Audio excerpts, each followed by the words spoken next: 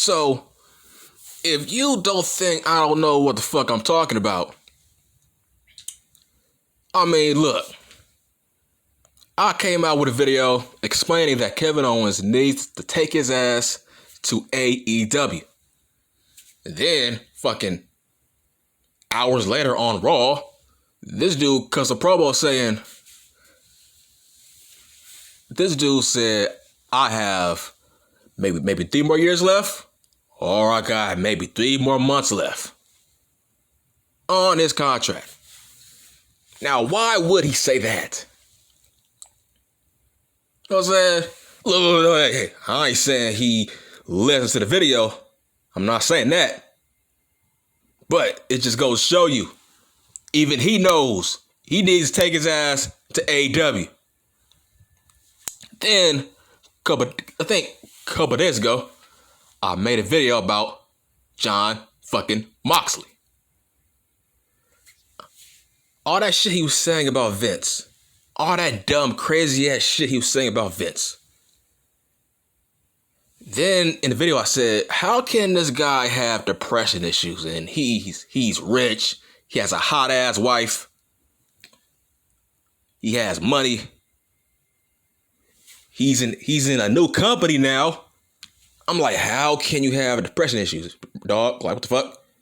Then, like a day later, Tony Khan says, this guy, John Moxley, has alcohol problems. And that this guy is in some kind of alcohol, he's in some kind of alcohol program now. I'm like, huh? That's fucking weird.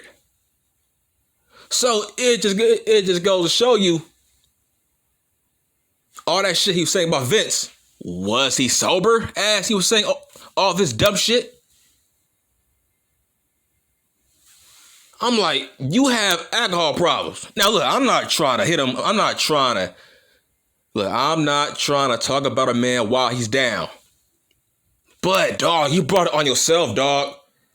You was on your high horse these past 2 years talking shit. And you have alcohol issues? So how true were your statements about Vince? I mean, were you under the influence? That's all I'm saying. That's the point I'm trying to make. Was he sober all this time? Having all these dumbass matches he's having, all these garbage matches that Vince did not want him to have, now he has alcohol problems. Maybe Vince was trying to protect you from yourself. Because maybe he knows who the fuck you are outside the ring. Let me move on. So, listen. All my videos always hold weight. It's like there's no point of questioning what I say. I'm like, look, man, shut your blood clot mouth. Shut your blood clot mouth. Life stroke, death stroke, right stroke, left stroke. I make sure to count them on before I let go. Oh, shut your blood clot mouth. I talk truth in all my videos, bitch.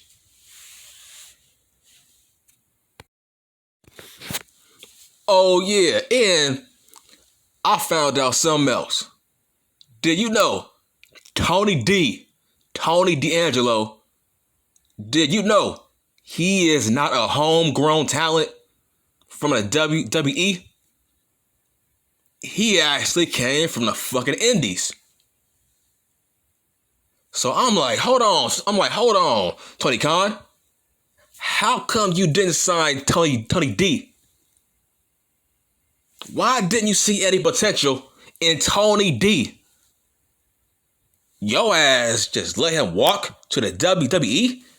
You ain't fucking notice him? You ain't notice all the damn charisma he fucking has? Like I said, Tony Khan, you will never have Tony D'Angelo on your roster ever. You had your chance. Now, it's crazy because I seen photos of this guy. on the indies. He didn't have no mob gimmick. He didn't have no mob boss gimmick. He was just a regular guy. Now, here's the thing about Tony Khan. He has zero creative mind. Because how come he keeps signing all of these indie guys and he gives their character no direction? He don't change their gimmick. He don't change their character. He signs them and he allows them to be who they were on the goddamn indies, which is fucking stupid. That's why I said AEW is just a company that's indie but on a high budget. They keep on bringing all these guys in, but they don't change their names. They don't change their characters or gimmicks. Like, bruh, if Dante Martin if he was in NXT, Vince would have gave him some kind of character, some kind of gimmick change. That's the difference between how Vince runs a company and how Tony runs a company. Vince wants to give you a character. He wants to change you. That's a good thing. Can you imagine what was his name in WCW? I think his name was Vinny Vegas. Can you imagine if Vinny Vegas was in the WWF and not Diesel? Do you think he would have been over? Do you think the fucking Diamond Stud would have been over in the WWF? Hell no. No, that's a dumb name. Both names are fucking dumb. That's proof right there. You have to eventually change your character and your gimmick. Because what if your new company thinks it's fucking stupid? Maybe it's a good thing that they want to change you. Tony D went from being a regular indie guy to being the most over guy in NXT with a brand new gimmick. If he wasn't AEW, he would have been just a regular guy with no gimmick, no character. Tony Khan has no creative mind. It's crazy. Whose gimmick has he changed? That's a bad thing. He hasn't given nobody no new character, no new name, no new gimmick. But when you go to the WWE, they give you a brand new character, brand new gimmick. And they fucking actually fucking invest in you. Unlike AEW, they do not. They let you be the same boring ass guy you were on the goddamn indies. They give you no plan to beat anybody. They allow you to be the same boring ass dude you were on the indies. And that's why AEW will fucking fail. Well, I won't say fail, but they will forever be held back by that same formula. You can't give your guys all this freedom. You gotta change them. Because most of these wrestlers have a bad, awful, creative mind. Well, okay, but let's go back. Let's get back to what the video is about. So, this video is about all the guys that the WWE should actually draft and bring in. All the talent that is just wasted in AEW. So, with the first pick of the WWE draft, the WWE selects with the first pick, Powerhouse Hobbs. Now, this was obvious. Hobbs has the most potential in that company. Now, your ass got all these stupid ass smarks. Always tell me, what's so special about Hobbs? Well, bitch, what's so special about Orange Cassidy? Okay, what's so special about him? What's so special about fucking Darby Allin? But anyway, what's so special about Hobbs, right? Okay, how come Booker T made a video praising Powerhouse Hobbs a two-time Hall of Famer, is a huge fan of this man. Butch Reed, rest in peace, was a fan of Hobbs. Jim Cornette says Powerhouse Hobbs will be a main eventer at WrestleMania. Not in AEW, in WrestleMania. How much proof do you fucking need? He's a fucking star. He will be a star, just not in his company right now. He will be a star in the WWE once he leaves. And here's why. Dude, why do I like Hobbs so much, right? Dude, he reminds me of Ahmed Johnson. That's why I like him so much. He has presence. He has charisma to him. He has a great look. Vince McMahon is a huge fan of black wrestlers who look like Powerhouse Hobbs. Let's just be real. Vince was a huge fanboy of Ahmed Johnson. You know why? Jim Ross said it. Fucking Bruce Pritchard said it, that Ahmed Johnson had shitloads of fucking charisma. He had size, he had charisma, he had a great look. The fans loved him. Dude, from I think 95, from 96. Fucking Ahmed Johnson was the most over guy in the mid-card. He had the loudest pops from that time span. He was fucking over. The crowd loved this man. And Vince loved him. Bruh, Ahmed Johnson was the first ever African-American IC champion. That's how much Vince loved this man. If Vince took a look at Hobbs, he would say he's the next Ahmed Johnson. That's why he's pushing Odyssey Jones, because Odyssey Jones reminds him of Mark Henry. Hobbs will remind Vince of Ahmed Johnson. Ever since Ahmed left, Vince has been trying his best to find the next Ahmed Johnson. He tried with Lashley, Ezekiel Jackson, Big E. This dude has tried to find the next Ahmed Johnson. That's why Lashley was getting such a strong push back in 06. He was trying to find the next Ahmed Johnson. Dude, Hobbs is everything Big E should be. Now, look, man, when it comes to Big E, I'm sorry, man, I can't take him seriously. They are trying to make him more serious now. But, dog, I can't. It's not working. I can't unsee everything Big E did with the fucking New Day. I can't unsee it. Him wearing a fucking diaper. Him fucking dressing up as fucking Dragon Ball Z. Him dressing up as a fucking cereal, the fucking bootios. I can't unsee all that, dude. I just can't.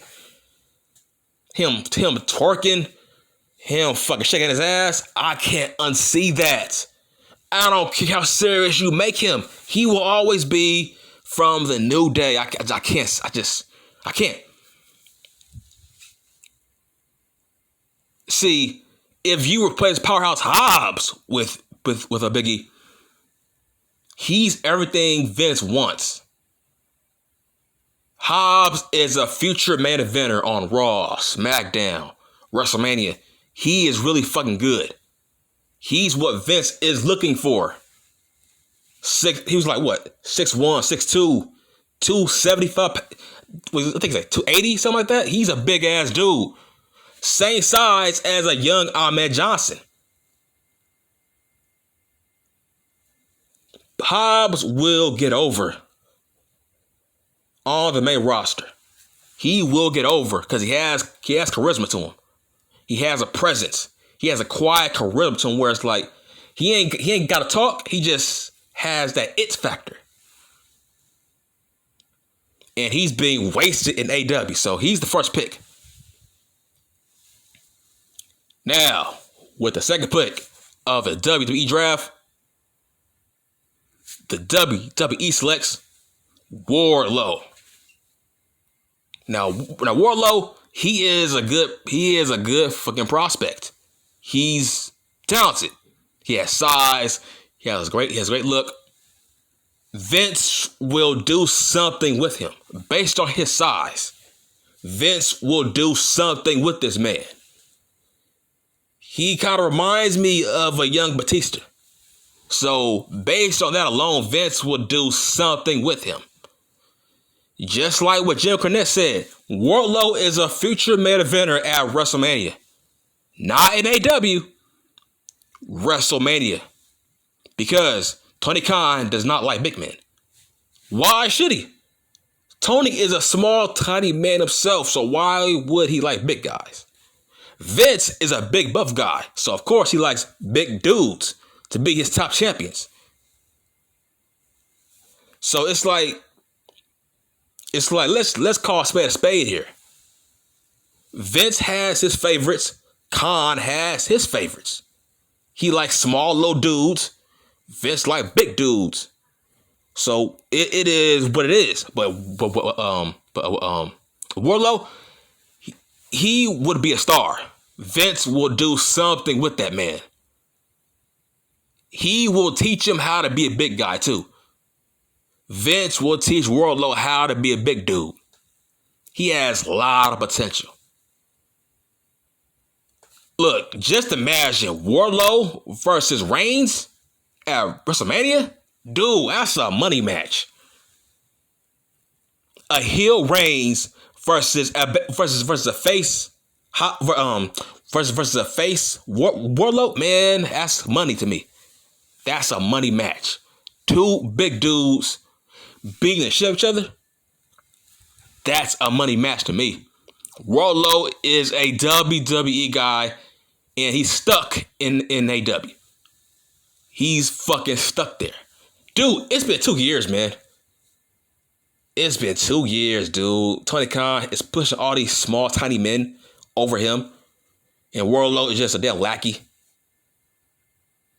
I mean, hey, that's just me, but he should be and will be in the WWE.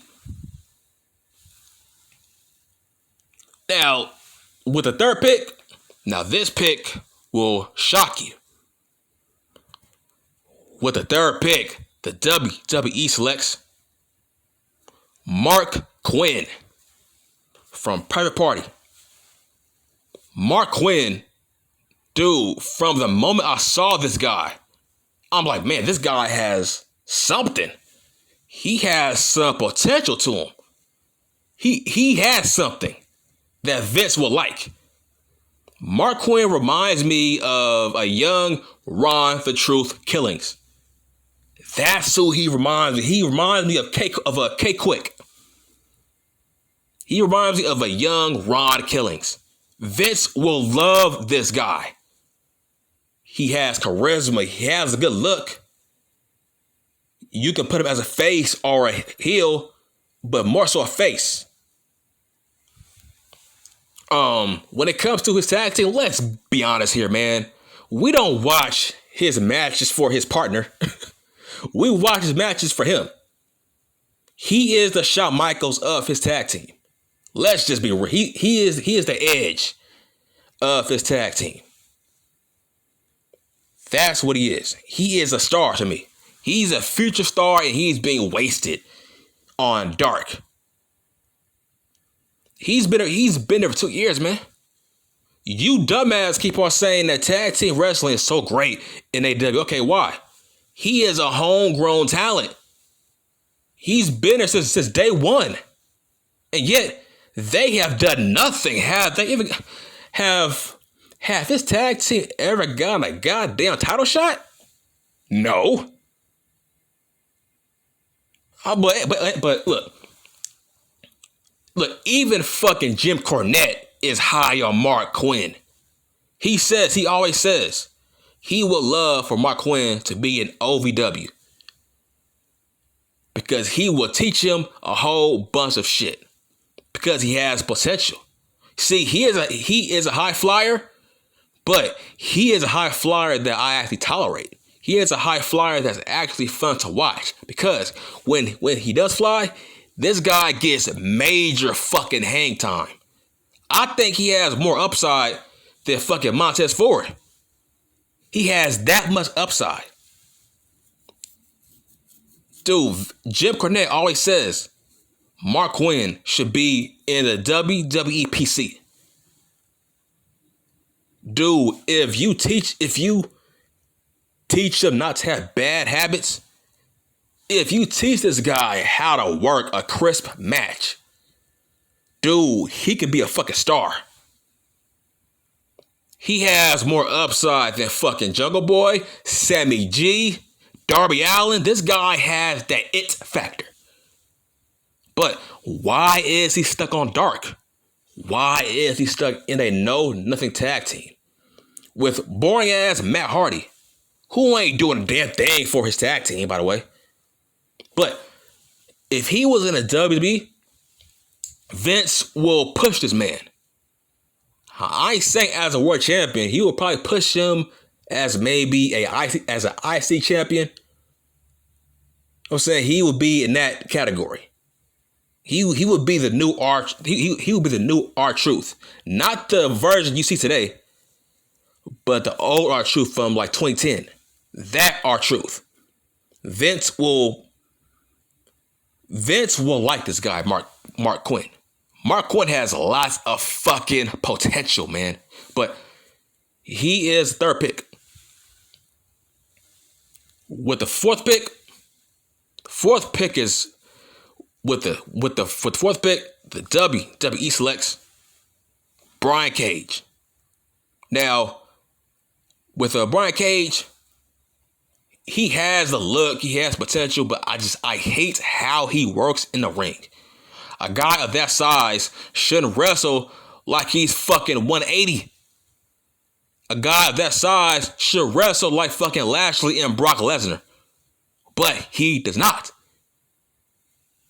That's his only major issue here.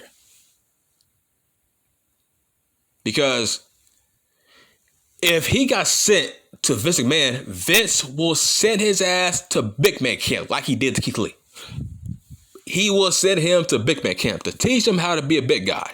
Not to do flips, not to do kicks, not to do fucking 619s. He will teach him how to be a fucking monster. Vince will turn Cage into the White Lashley. That's why he needs to go to the WWE. If you put him on Raw or fucking SmackDown, Vince will push this guy based on how he fucking looks. That's facts. He will be a great replacement for Bobby Lashley. But you gotta teach him how to be a big guy. And Vince will teach him how to be a big guy like Drew McIntyre.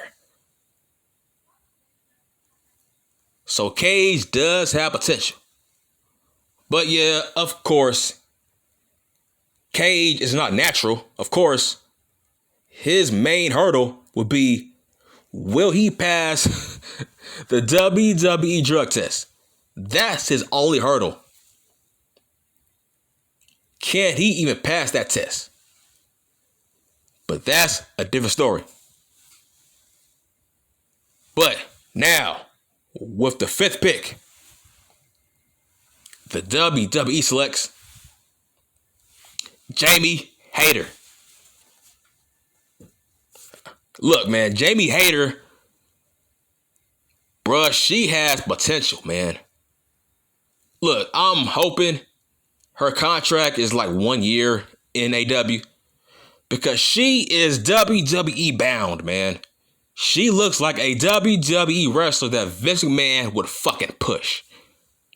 She has size. She has a look. She's a powerhouse. Vince will push her on SmackDown or Raw or his new version of NXT. She has the it factor. She looks like a badass that he would fucking market and push as a monster. She has fucking potential. Just imagine her in a feud with what's her name, Banks, fucking Bianca Belair. She would be a great fit for the WWE system and for the WWE roster. But in AEW, nah, man. I don't think she will go far in AEW. It's like, bruh, she's a fucking lackey for fucking Britt Baker. I mean, come on. Come on, man. When in doubt, Tony Khan will turn you into a fucking lackey if you are big. Let's just be real. But most importantly, man, Jamie Hayter, she is fucking super thick. I'm like, damn, girl. Dude, her boyfriend has to be a fucking black man. Only y'all black men can know what to do with all that ass, man. Dude, she is every black man's type. Super thick white girl. P-A-W-G. She is fucking thick. Just imagine if she was on Raw or SmackDown, man. You telling me Vince wouldn't push her? Dude. Vince will push that woman. Based on her size fucking alone. That chick, Jamie Hayter, is fucking super thick. I'm over here trying to look at her photos. I'm like, damn, girl. Where did she get that kind of ass? I'm like, damn. I'm like, look, man, she's definitely my type. She's a white girl who's super thick. Dude, she got shitloads of potential. But that concludes the WWE draft. All right, I'm done.